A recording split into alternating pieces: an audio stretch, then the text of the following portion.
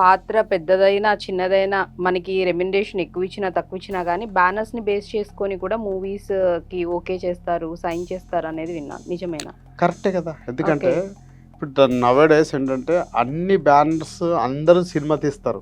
కానీ ఎన్ని రిలీజ్ అయితాయని మనం చెప్పలేం. వాళ్ళ యొక్క రిలీజ్ అయినా కాకుండా అందరూ కష్టపడతారు. Hmm. Even not only producer will spend money and other than producers, actors డెడికేటెడ్‌గా వాళ్ళు హార్డ్ వర్క్ చేస్తారు. డైరెక్టర్ గాని అందరూ చేస్తారు. హ్మ్. కానీ at last that movie should be released.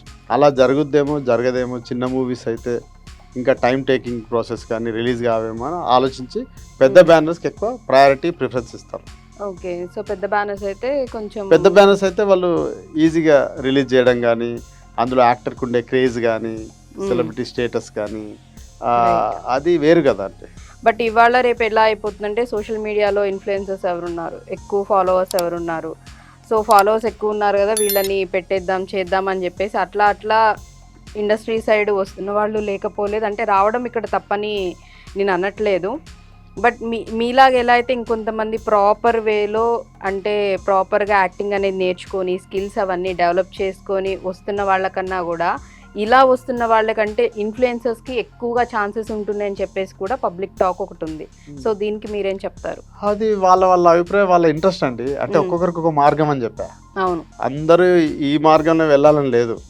They have chosen their path. Like వాళ్ళు కొంతమంది ఇన్‌ఫ్లుయెన్సర్‌గా వాళ్ళు ఏదో చేస్తారు. ఒక షాట్‌తో ఫేమ్ అయ్యి ఉంటారు. మీరు ఎందుకు ఒక చిన్న డైలాగ్‌తో ఫేమ్ అయిన వాళ్ళు చాలా మంది ఉన్నారు. అవును. ఆ ఫేమ్ వచ్చిన తర్వాత మనం ఆ ఫేమ్‌లోనే ఉంటారు తప్ప అందరికీ అట్లా రావాలని రాదు. నిజమే. నేను ఏమంటున్నా అంటే అది వాళ్ళ మార్గం, వాళ్ళు ఎంచుకున్న మార్గాన్ని బట్టి వాళ్ళు వెళ్తారు. అయితే ఏంటంటే అందరికి కూడా అట్లాంటి ఆపర్చునిటీస్ రావు. సో వాళ్ళకి వచ్చే ఆపర్చునిటీ ఆధారంగా వాళ్ళ ముందుకు వెళ్ళడం నేర్చుకోవాలి తప్పించి నేను వాళ్ళని ఎవరినో చూసి కాపీ కొట్టి నేను ఇలా వెళ్తాను, వీళ్ళు ఎవరినో చూసి కాపీ కొట్టి ఇలా అంటే కుదరదు. వాళ్ళ కాపీ పేస్ట్ కుదరదు. వాళ్ళ ఇంట్రెస్ట్ బట్టి వాళ్ళు వెళ్ళొచ్చు. అఫ్కోర్స్ అంతే. అండ్ నాకు ఎప్పటి నుంచో నిజంగా అడగాలనిపిస్తుంది సార్, మనం అంత ట్రై చేసి అంత కష్టపడి ఏదో ఒక ఛాన్స్ వచ్చి ప్రూవ్ చేసుకుంటే ఎగైన్ అది కూడా లేకుండా తీసేసారే అన్నప్పుడు హార్ట్ బ్రేకింగ్ అనిపిస్తుంది. నాకు అనిపించదు. బట్ నేను అదే అందుకే అంటున్నాను, ఇంకా ఫినిష్ చేయలేదు. బట్ అంత బ్రేకింగ్ అనిపించినా మళ్ళీ నెక్స్ట్ డే ఎక్కడైనా ఆడిషన్స్ ఉన్నాయంటే వెళ్ళిపోతారు, మళ్ళీ ట్రయల్స్ అనేవి కంటిన్యూ చేస్తారు, చేస్తూనే ఉంటారు. ఎక్కడి నుంచి వస్తుంది అంత పేషెన్స్? అంటే నేను ఐ హ్యావ్ ఎ పాలసీ. మీరు అన్నట్టు అలా జరుగుతుంది, అది మన చేతుల్లో లేదు. మన చేతుల్లో లేని దాని గురించి మనం ఆలోచించకూడదు. ఓకే. మన చేతిలో ఉండేది మనం ఆడిషన్కి వెళ్ళడం, యాక్ట్ చేయడం. రైట్. ఆ తర్వాత వచ్చిందంటే దట్స్ గాడ్స్ గ్రేస్. అయినా రాలేదు, అప్పుడు అతికి ఏం చేస్తారు, దానికి ఈక్వల్గా ఇంకేమున్నాయి. మీడియా ఉంది, మీకు టాలెంట్ ఉంటే న్యూస్ రీడింగ్ చేయండి, వాయిస్ ఓవర్ చెప్పండి, యాంకరింగ్ చేయండి. యాంకర్ని ఎంత తక్కువ అంచనా వేస్తున్నారు?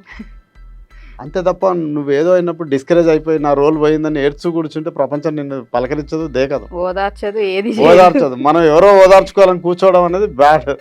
అది విచ్ ఐ డోంట్ యాక్సెప్ట్. అంటే నేను ఆర్టిస్టులు నిజంగా గ్రేట్, ఎందుకంటే ప్రతి ఒక్కళ్ళు కూడా ఆ పాజిటివ్ తో ఉండాలి. అందుకే ఉండాలి, వెళ్ళాలి, తప్పదు.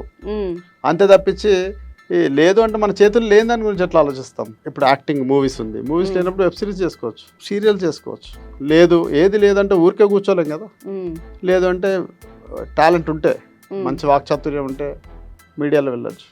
కరెక్ట్. ఇప్పుడు ఎంతమంది మీడియాలో ఉన్న వాళ్ళు చాలా మంది యాక్టర్స్ అయ్యారు. సీరియల్స్ వైజ్ షూట్ చేసినప్పుడు కానీ, టీవీ వాటికి సంబంధించి చేసినప్పుడు కానీ, అండ్ మూవీస్లో చేసినప్పుడు కానీ, ఎండ్ ఆఫ్ ద డే ఏదైనా షూటే కానీ ఎక్కువ డిఫరెన్సెస్ వేటి దగ్గర చాలా డిఫరెన్స్ ఉంటుంది. సీరియల్కి మూవీకి చాలా డిఫరెన్స్ ఉంటుందండి. సీరియల్లో చేసే యాక్టింగ్కి, మూవీస్లో చేసే యాక్టింగ్కి అవును కదా, యాక్టింగ్ వైజ్ ఉంటుంది. మీకు సీరియల్ని చూసే విధానం వేరు, మూవీ చూసే విధానం వేరు. సీరియల్ కొద్దిగా ఆర్టిఫిషియల్గా కనిపిస్తుంది. సో మూవీది న్యాచురల్. మూవీ యాక్టింగ్ వేరు, ఇప్పుడు థియేటర్ యాక్టింగ్ వేరు. ఎందుకు డిఫరెన్స్ అంటే మీరు అడిగారు కనుక ఆ డిఫరెన్స్ అని చెప్పి. ఇప్పుడు మీరు ఉదాహరణ, మీరు వచ్చారా అనే డైలాగ్ చెప్పాలంటే థియేటర్లో మీరు వచ్చారా అంటారు, గట్టిగా వినవాలని డైలాగ్ అక్కడికి వినవాలి థియేటర్లో. ఓకే. అదే సీరియల్లో చెప్పారనుకోండి, అక్కడ సన్నివేశాన్ని బట్టి మీరు వచ్చారా అని చెప్పొచ్చు. మీరు వచ్చారా, అయ్యో మీరు వచ్చారా అంటే వాళ్ళకి దాన్ని బట్టి మనం చేసుకో. అదే సినిమాల్లో అనుకో ఆ పాత్ర సందర్భాన్ని బట్టి అంటే ఓవర్ యాక్టింగ్ లేకుండా ఉండేలా ఉంటుంది. సీరియల్స్లో చేసిన వాళ్ళది అంటే ఆర్టిఫిషియల్గా ఉన్న పబ్లిక్లో వాళ్ళు చాలా రిజిస్టర్ అయిపోయి ఉంటారు. ఇప్పుడు మూవీస్లో చేస్తారు, మేబీ ఒక 2 months 3 months చేస్తారు. ఆఫ్టర్ దట్ మూవీ అయిపోతుంది, రిలీజింగ్ ఎవ్రీథింగ్ అయిపోతుంది. మీ రోల్ ఎక్స్ట్రాడినరీదో లేకపోతే చాలా లీడ్ మెయిన్ అని అంటే మాత్రం రిజిస్టర్ అయ్యిద్ది, మీకు ఫర్దర్గా ఛాన్సెస్.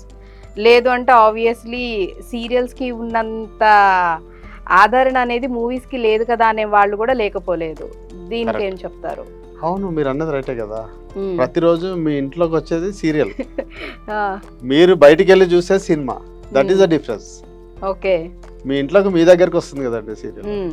అందుకు మీ దగ్గరికి వచ్చిందంటే మీరు వచ్చినా రాకుండా మీరు చూడాల్సిందే. మ్మ్. సినిమాకి మీరు వెళ్ళి చూడాలి. మ్మ్. So that is the difference what I feel.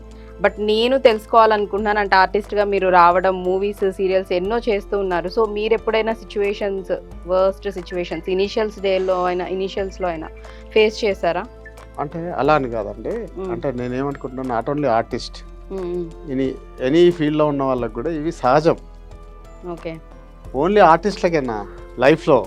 మ్మ్. మీరు ఎందుకు సపరేట్గా ఓన్లీ ఆర్టిస్ట్ అనేవాడికి ఎగుడు దిగుడు అంటే ప్రతి ఒక్కరికి ఉంటుందండి. అఫ్ కోర్స్, కానీ కొంచెం ఆర్టిస్టులవి బాగా ఎక్కువ అని అంటే ఎందుకంటే ఆర్టిస్ట్ అనేవాడు అందరి దృష్టిలో ఉంటాడు కాబట్టి అతన్ని ఫోకస్ చేస్తారు నాకు తెలిసి. ఓకే. మామూలుగా ఒక ఆఫీస్లో పనిచేసే అటెండర్ కూడా అలాంటి సిచ్యువేషన్ ఉంటుంది. ఒకసారి హ్యాపీగా ఉంటాడు, ఒకసారి ఓకే. లోలో ఉంటాడు. ఆ కంపెనీలో పనిచేసే మేనేజర్ పరిస్థితి కూడా అలానే ఉంటుంది. సో లోలో ఉంటుంది, ఒకసారి అదే ఉంటుంది, అంతే గాలి అంతే ఉంటుంది. ఏదైనా కూడా దేర్ సెల్ఫ్ డిసిప్లిన్, సెల్ఫ్ ప్లానింగ్తో ఉన్న వాళ్ళ లైఫ్ ఎప్పుడు బాగుంటుంది.